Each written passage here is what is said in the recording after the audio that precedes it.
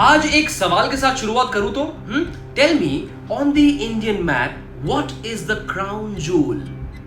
I am sure आप सबको पता होगा। I am talking about the beautiful हमारा अपना कश्मीर, और वहीं से आया है आज का इंडिजिनस स्पोर्ट ऑफ इंडिया।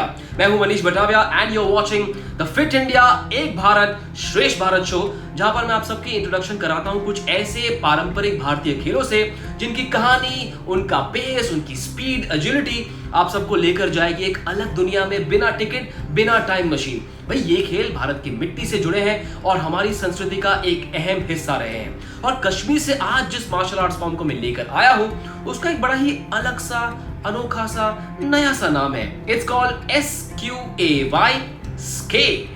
ध्यान देना, कमर कसके।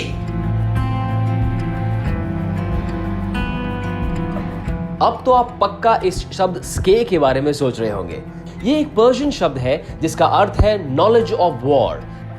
स्के एक ऐसी कला है जिसमें फिजिकल, मेंटल और स्पिरिचुअल एजुकेशन के साथ साथ सेल्फ डिफेंस सीखने की ट्रेनिंग शामिल है। स्के की ट्रेनिंग ना सिर्फ बैटल ग्राउंड पे काम आती है बल्कि जिंदगी जीने का फलसफा भी सिखाती है, खुद के लिए और देश के लिए।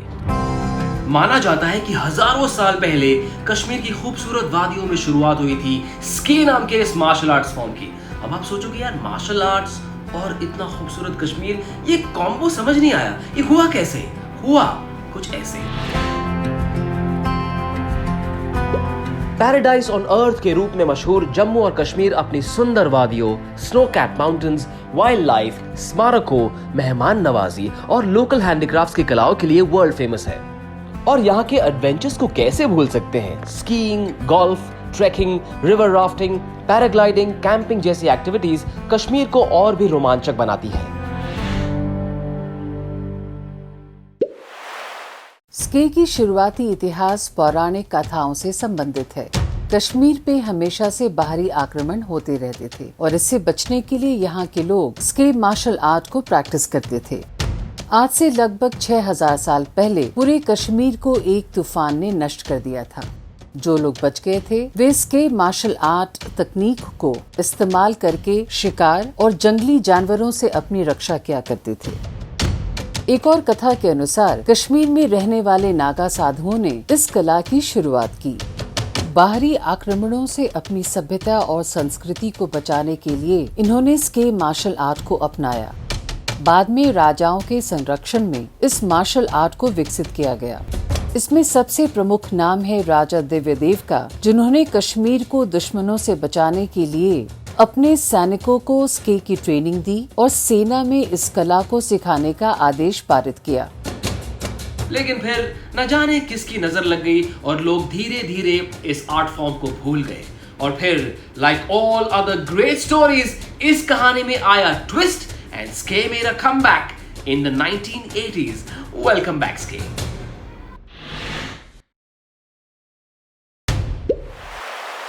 (1980) के दशक में स्के ग्रैंड मास्टर नाजिर अहमद मीर ने कराटे और ताइक्वांडो से इंस्पायर होकर एक आधुनिक प्रकार की प्रतियोगिता की शुरुआत की। उन्हें यह डर था कि स्के की यह सुंदर कला कहीं विलुप्त न हो जाए। सिर्फ 5 साल की उम्र में उन्होंने मार्शल आर्ट्स की ट्रेनिंग शुरू कर दी। ग्रैंड मास्टर मीर को मॉडर्न स्के का फाउंडर कहा जाता है। प्राचीन काल की इस युद्ध कला को उन्होंने मॉडर्न डे स्पोर्ट्स में तब्दील किया, नए नियम बनाए और इस तरह उन्होंने नए सिरे से स्के का निर्माण किया। उन्होंने स्के में 2000 से ज्यादा ब्लैक बेल्ट स्टूडेंट्स को ट्रेन किया। How amazing is that? But the big question is, the $1 billion question is कि भैया इसे खेलते कैसे? सवाल तो सही है, जवाब ये रहा। स्के में तलवार और ढाल जैसे इक्विपमेंट्स का इस्तेमाल होता है। तुरा यानी स्के में इस्तेमाल की जाने वाली तलवार बांबू और कवर लेदर से बनी होती है। बरगला यानी ढाल लेदर से बनी होती है। जैसे कि मैंने पहले भी आपको बताया, स्के में कराटे और ताइक्वांडो के एलिमेंट्स का कॉम्बिनेशन भी शामिल है, जैसे ब्लोज, किक्स, पंचेस, लॉक्स और चॉप्स जैसे तरीकों को प्रैक्टिस किया जाता है। इंजरीज अवॉइड करने के लिए ऐसे सभी तुरा ब्लोज, स्ट्राइक्स और किक्स को कंट्रोल तरीके से किया जाता है और बॉडी के हल्के टच के बाद भी वापस खींच लिया जाता है। अरीना का साइज और मैच ड्यूरेशन पार्टिसिपेंट की एज, वेट और जेंडर पर डिपेंड करते हैं। मैच में स्पेयरिंग, ब्रेकिंग और प्री सेट रूटीन शामिल होते हैं। जहां पार्टिसिपेंट्स एक तलवार और एक ढाल के साथ गेम को खेलते हैं। स्के इंटरनेशनल काउंसिल के अनुसार तलवार की लंबाई 2 to 2.6 फीट होनी चाहिए और ढाल का डायमीटर 9 से 19 इंच का होना चाहिए।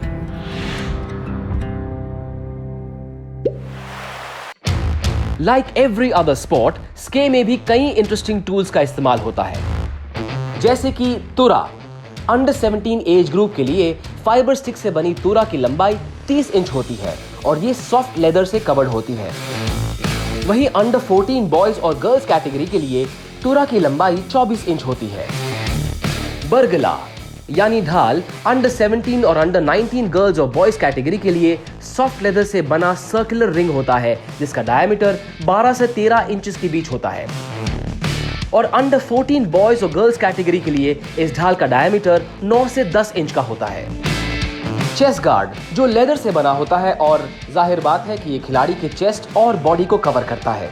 हेड गार्ड ये भी सॉफ्ट लेदर से बना होता है जो पार्टिसिपेंट के सर और फेस को कवर करता है, लेकिन ध्यान रहे पार्टिसिपेंट की आंख, नाक और मुंह खुले रहने चाहिए।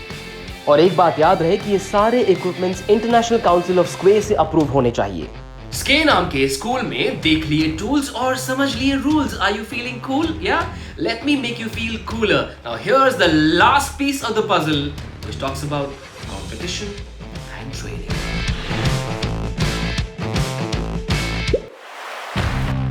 कॉम्पिटिटर्स को उनके स्टांस, टाइमिंग और परफॉर्मेंस के आधार पर जज किया जाता है। प्लेयर्स के लिए हाथ, पैर, सर और अपर बॉडी सभी लीगल टारगेट्स हो सकते हैं। वो अपने ओपोनेंट्स पर हमला करके ज्यादा से ज्यादा पॉइंट स्कोर कर सकते हैं। और हमले के लिए केवल तलवार का इस्तेमाल, वो भी पैर के निचले हिस्से पर ही अलाउड है। यहाँ ये जानना बहुत जरूरी है कि आंख, कमर, हिप्स, घुटने और अनकवर्ड स्किन ऑफ लिमिट्स होती है। स्के के कॉम्पिटिशंस नॉर्मली 3 तरह के होते हैं: स्पारिंग, ब्रेकिंग और प्रीसेट रूटीन्स। स्पारिंग, जिसे लोबा भी कहते हैं, 5 से 6.5 मीटर्स के स्क्वायर में खेला जाता है। स्के के matches primarily age category wise divided होते हैं, लेकिन प्लेयर्स का वेट भी कंसीडर किया जाता है।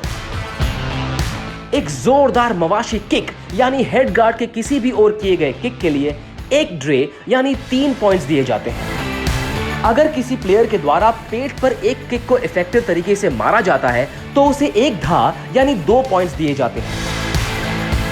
वहीं प्लेयर को एक यॉ यानी 1 पॉइंट से नवाजा जाता है अगर वो अपने कंपेटिटर पर स्टिक यानी तूरे से एक वेल टाइम अटैक करता है। जैसे ही कोई प्लेयर 9 पॉइंट्स अचीव कर लेता है तो उसे तुरंत ही विनर अनाउंस कर दिया जाता है और मैच खत्म। हर बाउट लगभग 3 से 5 मिनट का होता है और मामला अगर टाई तक पहुंचे तो मुकाबले को 5 से 7 मिनट तक बढ़ाया जा सकता है। स्के प्रदर्शन का दूसरा तरीका होता है पाव ब्रेकिंग या मठोल। इसमें ग्लास को छोड़कर किसी भी ऑब्जेक्ट को तोड़ा जा सकता है, लेकिन सबसे आम ऑब्जेक्ट्स लकड़ी या पत्थर के बोर्ड्स होते हैं। कंपेटिटर्स को उनकी तकनीक, फॉर्म, टूटे हुए ऑब्जेक्ट्स की क्वांटिटी और आइटम्स के साफ तरीके से टूटने के आधार पर स्कोर दिया जाता है। स्के का तीसरा फॉर्म है प्रीसेट रूटीन्स, जिसे खवानके भी कहा जाता है। ये बेसिकली मसल मेमोरी को इंप्रूव करने के लिए किया जाता है।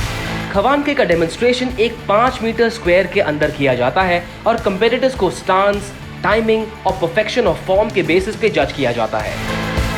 ये स्के का एक आर्टिस्टिक फॉर्म है जिसे म्यूजिक के साथ या बिना म्यूजिक के परफॉर्म किया जा सकता है।